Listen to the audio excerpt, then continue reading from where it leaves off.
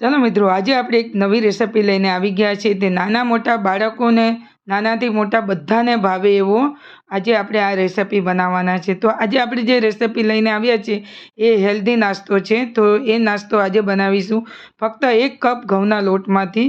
તો આ આપણે 1 કપ ઘઉંનો લોટ લઈ લીધો છે અને સાથે થોડી આપણે સૂજી લઈ લીધી છે. નાની મોટી કોઈ પણ તમે સૂજી લઈ શકો છો. તો સૂજી તમારે શું છે કે એની અંદર હવે આપણે ઉમેરીશું મસાલામાં ખૂબ ઓછા મસાલાથી આજે આપણે આ રેસિપી બનાવીશું. એ પણ તમે બધા જ સ્વાદ તમે ભૂલી જશો એવું આ રેસિપી આજે આપણે લઈને આવ્યા છે. તો ચાલો બનાવીએ. તો આપણે અહીંયા ચીલી ફ્લેક્સ લઈ લીધો છે, મીઠું ઉમેરી દીધું છે અને સારી રીતે આપણે એને મિક્સ કરી દઈશું. તો બધું સારી રીતે આપણે મિક્સ કરી દીધું છે અને પછી આપણે થોડું થોડું પાણી લેતા જઈશું. તો શું છે કે આપણે જે આ ઘોલ બનાવીએ અને આપણે જ્યારે ઘઉંનો લોટ લીધો છે એટલે શું છે કે ઘઉંનો લોટમાં જ્યારે આપણે એકદમ પાણી ઉમેરી દઈએ ને તો શું છે એકદમ બધા ગાંઠા બની જતા હોય છે. એટલે આપણે જ્યારે એને ગાંઠા ભાંગવા માટે આપણે થોડું થોડું પાણી ઉમેરતા જવું એટલે એકદમ જ આપણું જે બેટર જે બનાવતા હોય ને એકદમ સ્મૂથ બને. તો આ રેસિપી તમે જોઈને એવું ના ચોકતા કે ખાલી આપણે ઘઉંના લોટનું જ બનાવેલું છે, પણ આની અંદર આપણે હજી મસાલા કરવાના છે. તો ચાલો મસાલામાં આપણે શું છે ઉમેરીશું વેજીટેબલમાં. અહીંયા 2 નંગ લીલા મરચાં લઈ લીધા છે, થોડી 1 નંગ ડુંગળી લીધી છે તો અને અડધું કેપ્સિકમ લીધું છે. તો અહીંયા આપણે બહુ જ ઓછા વેજીટેબલમાં આજે આ બનાવવાના છે. તો ફક્ત તમે ઝડપી એવો આ નાસ્તો તૈયાર કરી શકશો. અને આ નાસ્તો તમે જો જ્યારે તમે બનાવશો ને તો તમે રોટલી ને શાક તમારે અલગથી બનાવવું નહીં પડે અને તમને રોટલી અને શાકનો એક જ ની અંદર તમને આ સ્વાદ મળશે.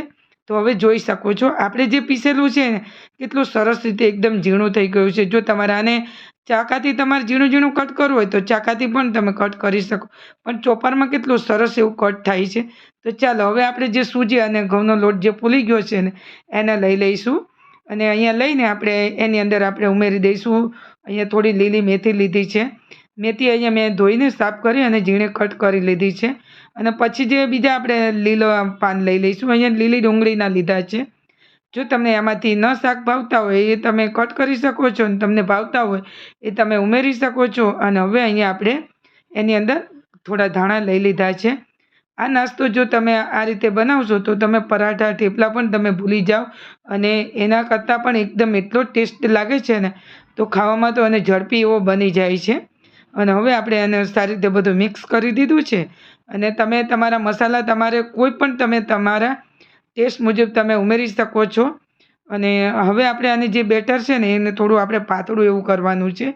અને હજુ જ્યારે આ વેજીટેબલ પણ એની અંદર પાણી છોડશે જે ડુંગળીને આપણે ઉમેરેલું છે એટલે આપણે એને થોડીવાર માટે મૂકી દઈશું ને પછી એની અંદર આપણે સૂકા મસાલા લઈ લઈશું. એટલે કે હળદર લઈ લીધી છે, ધાણા જીરું પાવડર આપણે લઈ લીધું છે અને પછી આપણે તીખાશમાં થોડું મરચાં તો ઉમેરેલા છે પણ થોડું કલર માટે આપણે લાલ મરચું આપણે ઉમેરી દઈશું. એટલે શું છે જ્યારે આપણે આ નાસ્તો બનાવીએ ને ત્યારે એકદમ બનવામાં સરસ લાગે અને ટેસ્ટમાં પણ ખૂબ સરસ લાગે.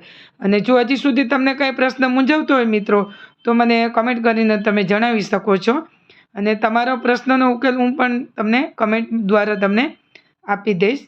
તો મને મિત્રો કમેન્ટ કરજો. તો ચાલો હવે આને આપણે ગેસ બાજુ લઈ જઈશું. તો ગેસ પર હું અહીંયા શું છે કે પેન લઈ લીધું છે. તમે કોઈ પણ તમારી પાસે પેન છે કે મેં અહીંયા તવો લીધો છે. તમે પેન પર બનાવી શકો છો, તમે કઢાઈ પર પણ તમે લઈ શકો છો. તો ચાલો હવે આપણે થોડું તેલ લગાવી દીધું છે અને થોડું થોડું આપણે બેટર લઈ લઈશું 2 ચમચા ભરીને. અને જો તમારે એને ફેલાવવું હોય તો તમે એને ફેલાવી પણ શકો છો અને તમારે એને એમ જ તમારે મૂકી દેવું હોય ને તો તમે એને એમ જ પણ તમે મૂકીને એ કરી શકો છો. તો પણ તમારું આ નાસ્તો તો તમને ખૂબ જ સરસ લાગશે જ. અને જો નાના બાળકોને આપતા હોય તો પણ એને ખૂબ જ ટેસ્ટ લાગે. તો એક જ વાત જો તમે ફરી પાછા મિત્રો આ રેસિપી તમે જો જોઈને બનાવશો ને તો તમે વારંવાર બનાવશો અને ફક્ત શું છે કે ઘરમાં રહેલી વસ્તુમાંથી જ બની જાય છે. અને બીજું કે તમને કોઈ લોટ બાંધવાની ઝંઝટ વગર અને કે તમારે લોટ બાંધવો નહીં કે કંઈ નહીં કે વણવાની ઝંઝટ વગર તો આજે આપણે આ પરાઠા પણ ખૂબ જ ટેસ્ટ લાગે છે.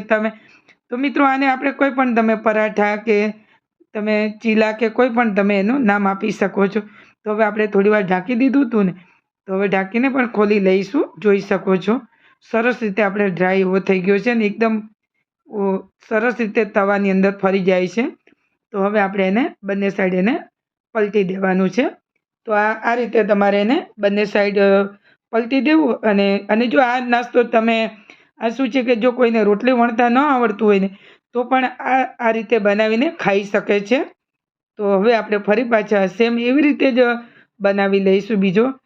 તો છે ને એકદમ તમારે વેલણ કે પાટલીની કોઈ પણ જરૂરિયાત વગર ફક્ત તમે આને રોટલી કે શાકને બનાવ્યા વગર આ પરાઠા બનાવી શકો છો.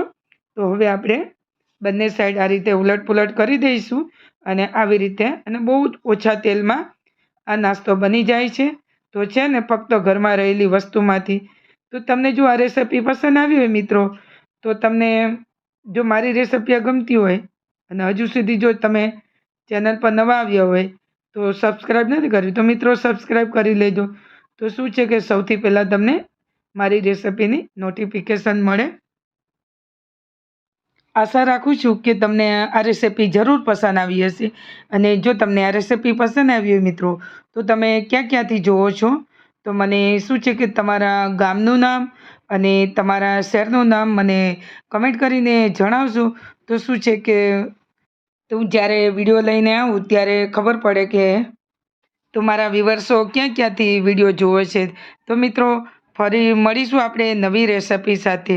તો અવનવી રેસિપી જોવા માટે ગીતાની રસોઈને જો હજુ સુધી તમે સબસ્ક્રાઈબ નથી કર્યું મિત્રો, તો તમે સબસ્ક્રાઈબ કરી લેજો. તો શું છે કે નવી રેસિપી લઈને આવું ત્યાં શું છે કે તમને સૌથી પહેલાં મારા વિડીયોનું નોટિફિકેશન મળે. તો મિત્રો ફરી મળીશું નવી રેસિપી સાથે. ત્યાં સુધી મિત્રો આવજો.